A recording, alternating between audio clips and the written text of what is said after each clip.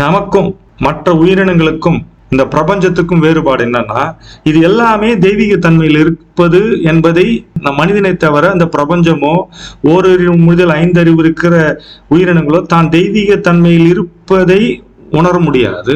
ஆனா தெய்வீக தன்மையிலே தான் இருக்குது. மனிதன் மட்டும்தான் தான் ஒரு டிரான்ஸ்ஃபர்மேஷன் சொல்லக்கூடிய, மெட்டமார்பாசிஸ் சொல்லக்கூடிய ஒரு வளர்ச்சிதை மாற்றத்தில் ஒரு மிகப்பெரிய ஒரு கொடை உனக்கு கொடுக்கப்பட்டிருக்குது மனம் என்று.